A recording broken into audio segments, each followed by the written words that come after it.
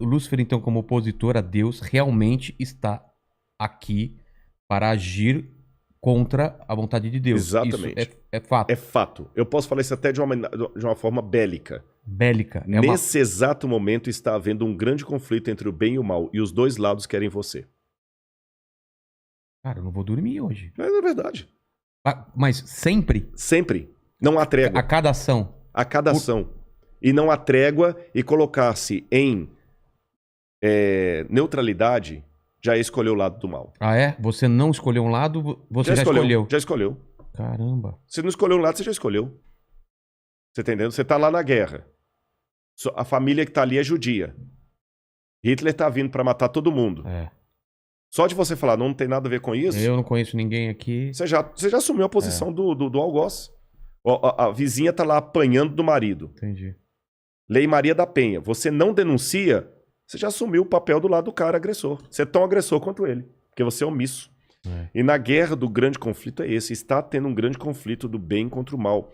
As pessoas ignoram, fingem que não está acontecendo, mas está. Nesse exato momento, há uma guerra do bem contra espiritual. o mal. Uma batalha. Agora, quer ver que bonitinho? Mas aí você estava falando da possessão que você... Das possessões que você... isso é só a ponta do iceberg, é o que aparece. É o que aparece, porque como eu falei, o diabo não é monótono. Esquece aquele negócio de O Exorcista do filme lá, que vira o... Ah, não é? Nem sempre. Às vezes aquilo ali ele faz até de brincadeira. Vamos colocar aqui. Como o diabo ele trabalha em várias frentes, ele não dá tiro de revólver, ele dá tiro de metralhadora. Alguns pegam. Então, por exemplo, quer ver uma forma do diabo enganar as pessoas? Um falso exorcismo. Por exemplo, se eu sou um camarada que aprendo, eu sei que há ilusionistas sérios. E há hipnólogos sérios que aprendem a arte da hipnose. Eu nunca aceitaria me submeter à hipnose. Eu não concordo com essa linha de tratamento. Mas em que pese a minha discordância da terapêutica hipnótica, eu admito que há os hipnólogos sérios. Que têm diploma de hipnologia. Você entendeu? E tem os caras que fazem pra câmera uma coisa falsa. E tem aquele picareta que ele aprende a mesma técnica do sério. Ele vai lá num altar com um óleo consagrado em Jerusalém, um óleo que ele trouxe do Monte Calvário. Aí põe na testa da pessoa, joga alguns efeitos de hipnose. Sugestão. De autossugestão, a pessoa cai ali, fica dura.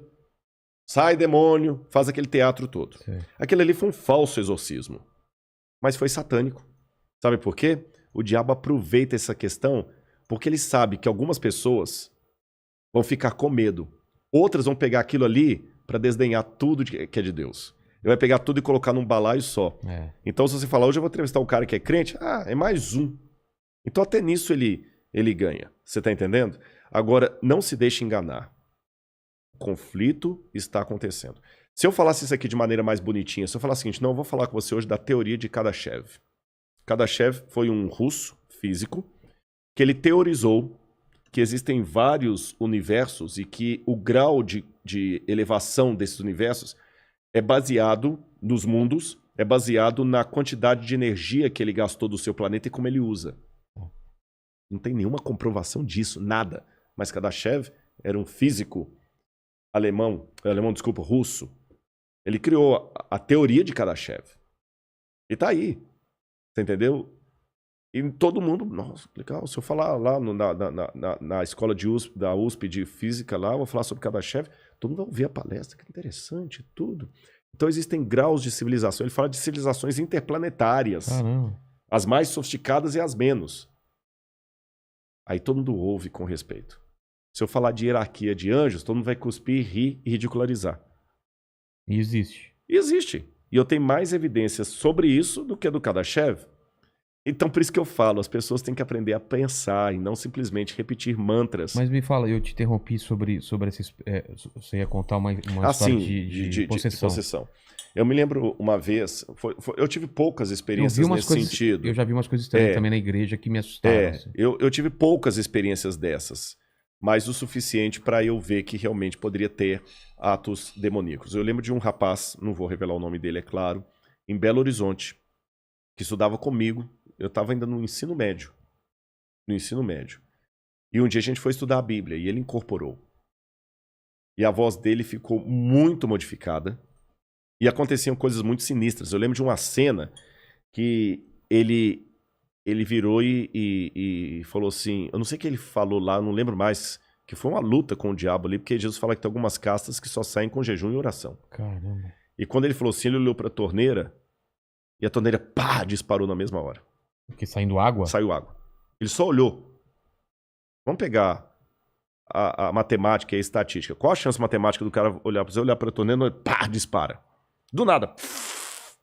Nessa hora? E ela não quebrou a torneira, não nessa hora. Ela só abriu. Ô, Rodrigo, se eu estivesse lá, nessa hora, mas eu só pegava o celular e corria e nunca mais voltava naquela casa ou olhava pra aquela pessoa. Só isso. Claro. De medo. Eu sei, mas dá realmente um certo medo. Mas sabe... Mas o demônio tem esse poder? Tem. Tem e não tem. De alterar uma coisa física? Claro. É? Claro, por que não? Mas Se o ser humano tem, a gente não consegue fazer uma torneira espirrar água. sim, mas na Idade Média também a gente não conseguiria fazer uma imagem sair de um aparelho para o outro sem nada. Ah, sim. Ele tem um mexe conhecimento muito maior que... Exatamente. Ah, Você tá entendendo? Porque, na verdade, o que é um milagre? Uma das objeções que o pessoal apresenta ao milagre é justamente o fato do milagre aparentemente desafiar as lei da física. leis da física. Mas, na verdade, a lei da física está constantemente sendo desafiada lei contra lei. Eu dei o exemplo da física quântica. Sim. Se eu pegar um objeto aqui e jogar para cima, Ele cai. ele cai. Só que numa fração de segundo, enquanto ele está subindo, a lei da propulsão Tá agindo. está agindo. Ela não quebrou a lei da gravidade, mas colocou em suspensão temporária. É. São duas leis antagônicas. Uma que está atraindo o objeto para o centro da Terra, outra que está mandando o objeto subir. Houve uma fração de segundo em que esse objeto ficou Zero. zero, Parado. Depois ele começou a descer. É. Quando ele começou a descer, para onde foi a lei da propulsão? Ela não foi anulada, mas ela ficou em suspensão. Aí a gravidade começou a tomar. Então, veja bem, eu tenho leis da física que uma coloca a outra em suspensão e age. Acho que o demônio, Lúcifer, Satanás, o Sete Peles, que mais? O dito cujo, Dito carcará, cujo, sanguinolento. carcará. Parede mijada. Hã? Parede mijada. Parede Nunca mijada, ouvi falar também essa. essa não, viu? Já vi até cão de calçola. Cão de calçola? Isso é na Bahia. Cão É. de calçola é o diabo de calcinha. Caramba. Esse cara aí, ele, de certa forma, ele consegue curvar as leis Sim. ou usar conforme... Sim, ele tem conhecimento da natureza. E ele tá desde o começo aqui, ele também ele Exatamente. sabe tudo. Os algoritmos, ou mesmo, vamos pegar a física quântica que nós estamos descobrindo agora, Já tem para frente de conhecimento. Watson, o DNA que o Watson descobriu agora, o diabo já está descobrindo lá atrás. Só que hoje o método dele é mais sofisticado, ele atualiza. Rede social. Rede social. Certeza. Você tá TikTok. entendendo? Por que fica aparecendo aquelas minas dançando quando você abre o TikTok? É o demônio. É um monte de coisa. Ele tem meios de dominar a mente das pessoas. E outra, mesmo muita gente fala assim, eu não quero saber de religião, não, porque religião oprime. Religião... Olha, Limita. quer ver o que limita e oprime? Algoritmo de YouTube. Total. Você fica dentro Tá de uma aí. bolha.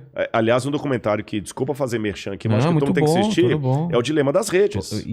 Incrível, já falei várias vezes dele É o aqui. Dilema das Redes, você tá entendendo? Quer coisa pra tirar mais... Tem um livro chamado Biology, que não significa biologia. Buy, de to buy, em inglês, comprar, ology. Biology. A capa dele é amarela, muito interessante. Agora eu esqueci o nome do autor aqui.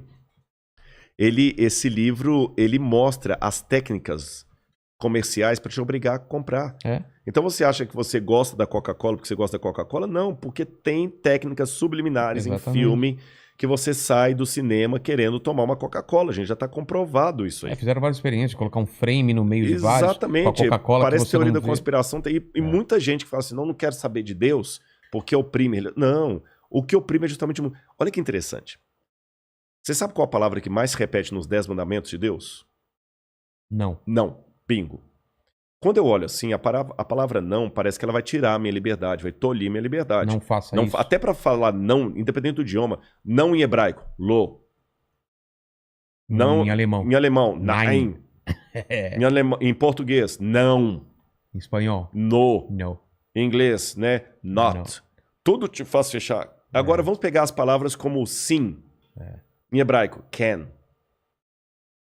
Can. Em inglês, yes. Em português, sim. Te obriga a sorrir. Então o não parece que já é uma coisa que ninguém quer saber. Tanto é que o pessoal de neurolinguística diz que se você quer induzir uma pessoa a uma coisa, jamais diga para ela assim, olha, não esqueça de trazer, que ela vai esquecer. O correto é, lembre-se de. Tá. Mas vamos olhar dentro da ótica divina. O não vai te dar liberdade. Sabe por quê? Suponhamos que, por essas leis que você não tem controle sobre ela, você fosse obrigado a me dar um presente no meu aniversário. Como assim? Supostamente. Aí que existe uma lei? Porque tem muitas leis que você não tem domínio sobre elas. Por exemplo, por mais rebelde que você seja, não adianta você ficar de regata no inverno. Existe uma lei acima da sua vontade que te obriga a usar casaco. Porque eu tô sentindo frio. Porque você está sentindo frio. A natureza não pergunta para você assim, você gosta de frio? Não, se você mora em Michigan, eu passei um tempo em Michigan lá, rapaz, não dá, neve cai, acabou, você tem que sair de casa, tirar a neve do carro, aquele saco todo e tal. A natureza não pergunta para você, você tá afim que neve hoje? Então existem regras que estão acima da sua vontade. Quer emagrecer? Faça ginástica, faça regime. Quer controlar a diabetes? Evite açúcar. Então é nesse sentido que eu estou dizendo. Há regras que estão acima da minha vontade. Nessa suposição, imagine que nessas regras você fosse obrigado a me dar um presente no meu aniversário. Aí eu viro para você e vou lhe dar uma lei conforme os 10 mandamentos. Uma lei negativa. Eu falo assim, Vilela, não me dê camisas. Eu tenho muita camisa lá em casa. Não me dê camisas, não. Quando eu falo não me dê camisas, eu não estou tolhindo a sua liberdade. Pelo contrário, eu estou abrindo um leque de opções. Você pode me dar um relógio, um sapato, uma meia, uma cueca. Você pode me dar até um pedaço de papel amassado no chão que está dentro do que eu pedi. Porque eu falei, não me dê camisas. Tudo que não é camisa. Você pode dar. Então o não te liberta. Agora eu vou te dar uma lei positiva. Dê-me um carro 0 km. Aí você tá... Não tem opção. Você não tem opção. E é exatamente essa a diferença da lei de Deus, os 10 mandamentos, e a lei do mundão. A lei de Deus diz, não mata, não adultera, não cobice. Mas ela te dá um monte de outras opções de ser feliz. A lei do mundão, não. A lei do mundão faz o seguinte, pode olhar que as propagandas são sempre no imperativo. Beba tal coisa, faça isso, assista agora, não perca, amanhã, faça, veja, finge, tal, use, tome, coma, tudo ordenando.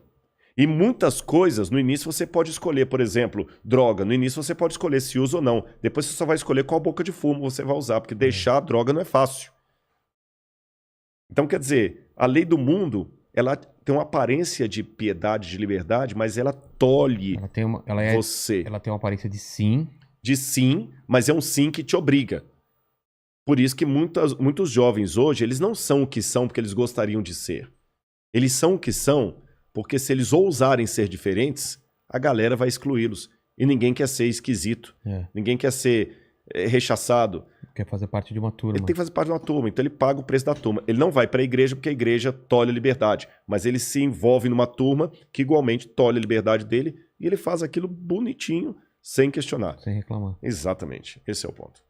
E agora eu queria falar de uma coisa que é um assunto que, cara, eu acho que da Bíblia é um dos assuntos que eu mais estudei, que é escatologia, que são os tempos finais. O que está acontecendo? A gente está vivendo os tempos finais, há sinais, segundo a Bíblia, proféticos, e a gente não falou dessa pedra também. Tá, isso aqui é uma coisa simples, depois eu falo dela. Tá bom. Bom, na verdade... Porque tem esse movimento, né? Claro. A pandemia faz parte disso, o anticristo já está aí. Aliás, a gente está perto da segunda volta de Cristo. Claro, eu acredito que sim. Sim? Mas vamos lembrar uma coisa. Quando os discípulos perguntaram para Jesus, que sinal haverá de tua vinda e da consumação dos séculos, do fim do mundo, Jesus falou assim, olha, cuidado que ninguém engane vocês.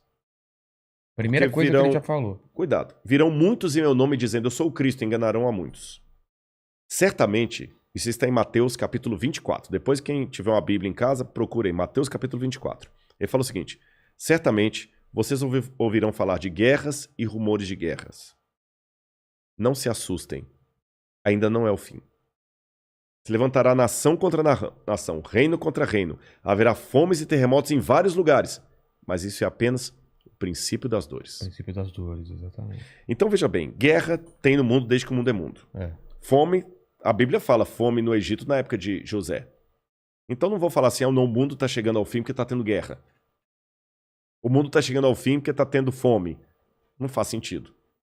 Mas o Apocalipse coloca alguns elementos que indicavam quando nós estivéssemos chegando próximos ao fim.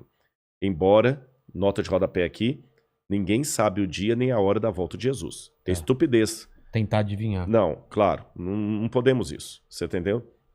Bom, mas a gente pode saber a proximidade dos tempos em que vivemos.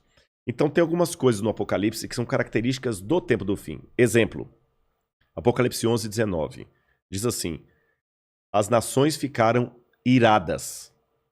Chegou, porém, o juízo de Deus, e o tempo determinado para ele dar o prêmio aos seus santos e aos profetas, e o tempo para destruir os que estão destruindo a terra.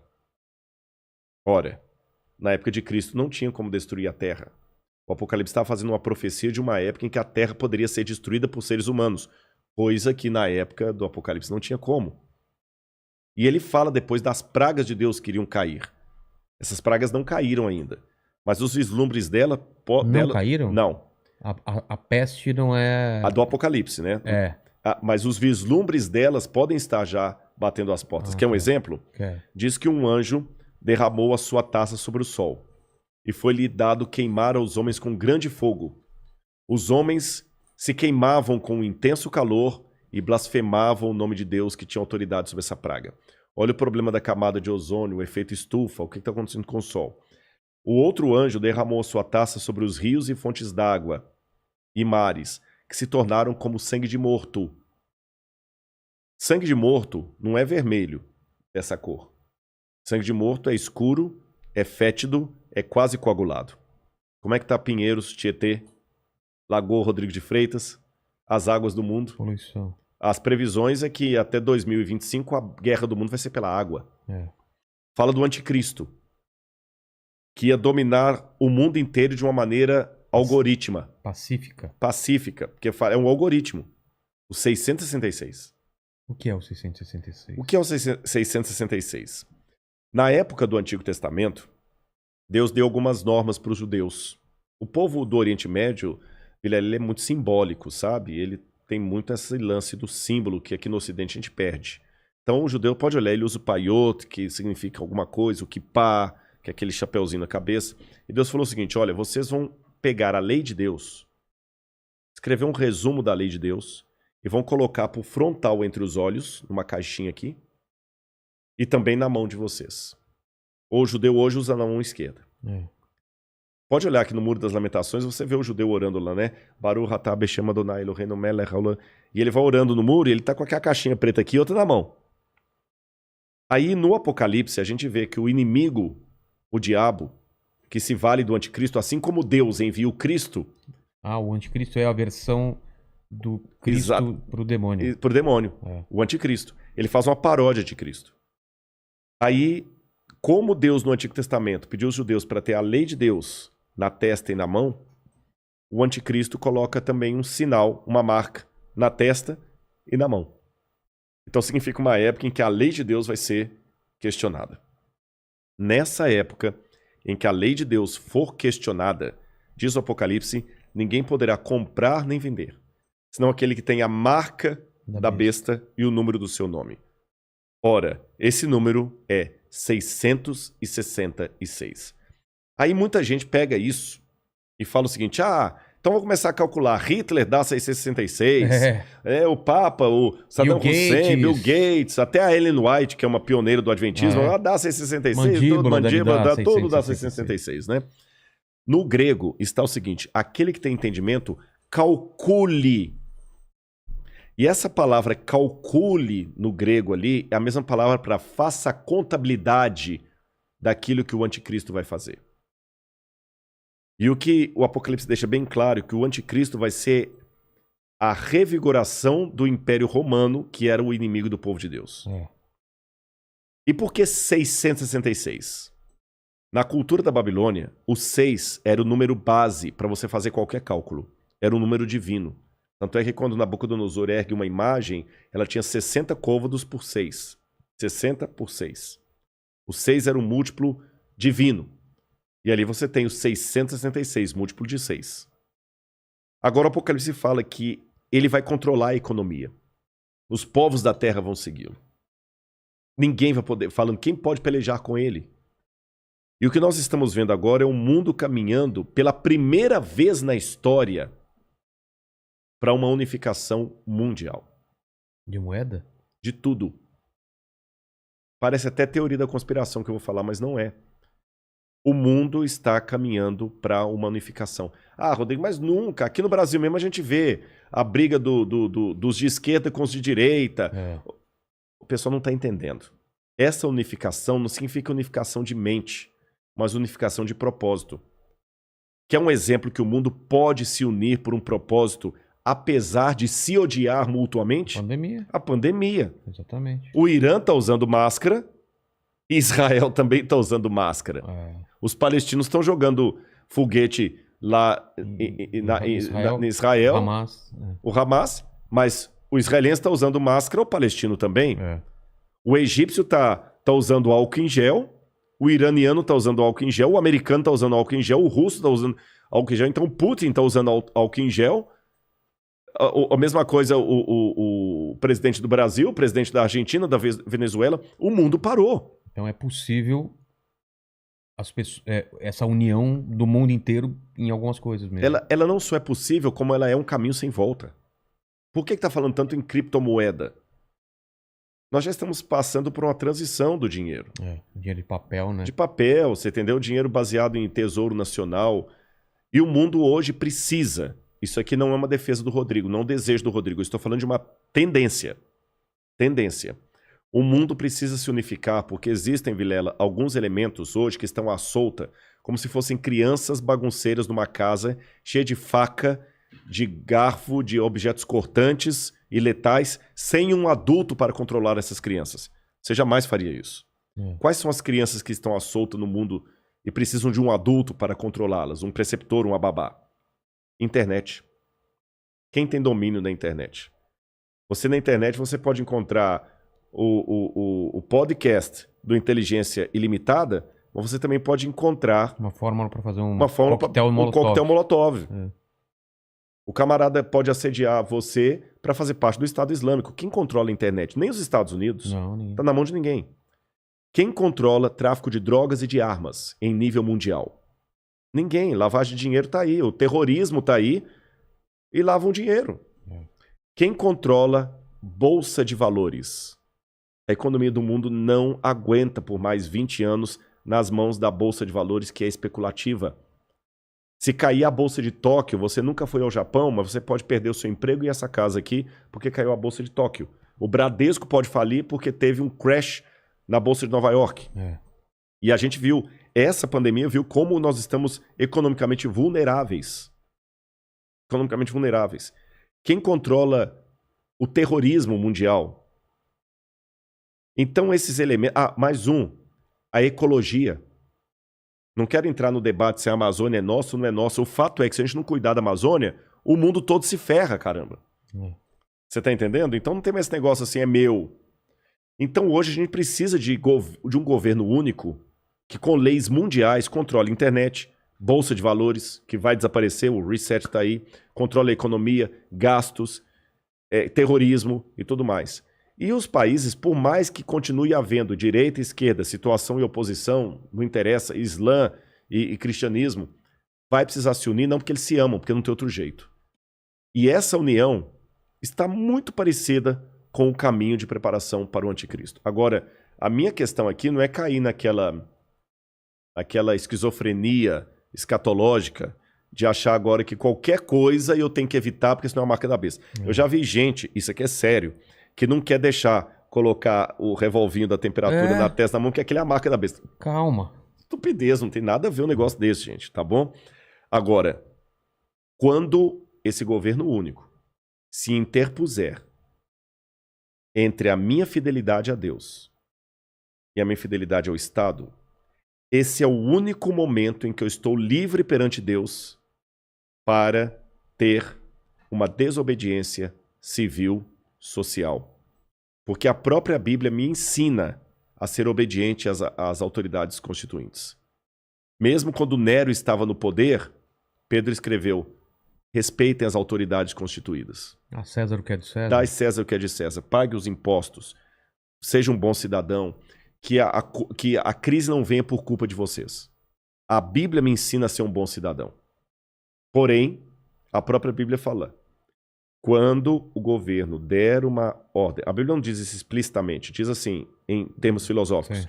Quando o governo der uma lei que vá contra os mandamentos da lei de Deus, como os companheiros de Daniel na Babilônia, enfrente a morte se preciso for, mas não ceda. Talvez essa seja a diferença de um teólogo apaixonado por Deus e pela Bíblia e alguém que simplesmente é um acadêmico livre. Porque que especialista em literatura inglesa, em sã consciência, teria coragem de morrer por sua interpretação de Shakespeare? É. Mas a Bíblia é um livro que já levou muitos ao martírio para não abrir mão daquilo que a Bíblia ensina. Falou que a segunda vinda de Cristo está próxima. Mas, segundo os eventos, o anticristo chega antes. Chega antes. Não é? Ele antecede a volta de Jesus. E já está por aqui? Você acha? Eu acredito assim, lendo a Bíblia, o anticristo, ele é um poder, era o poder romano, porque João já falava lá, o anticristo já opera entre nós. E João fala, muitos anticristos já saíram pelo mundo. Ele só está aguardando aquilo que o detém. Então o anticristo naquele tempo era Roma. Os exegetas veem, a besta era Roma. Só que a Bíblia fala, através do apóstolo Paulo, que havia uma grande apostasia do povo de Deus. Que palavra é essa, apostasia? Eles abandonariam a fé, se uniriam a Roma, e Roma no futuro voltaria travestida de cristã, por isso que é o anticristo, nome que não aparece no Apocalipse, mas aparece nas epístolas de João. Ah, tá. Anticristo, anti em grego é aquele que toma o lugar de. Então o anticristo é aquele que toma o lugar de Cristo e vai dominar o mundo. Então a minha sugestão para todos é o seguinte, fiquem atentos às propostas governamentais. Qualquer coisa que não infrinja a minha fé naquilo que eu entendo pela Bíblia ser o correto, eu vou seguir.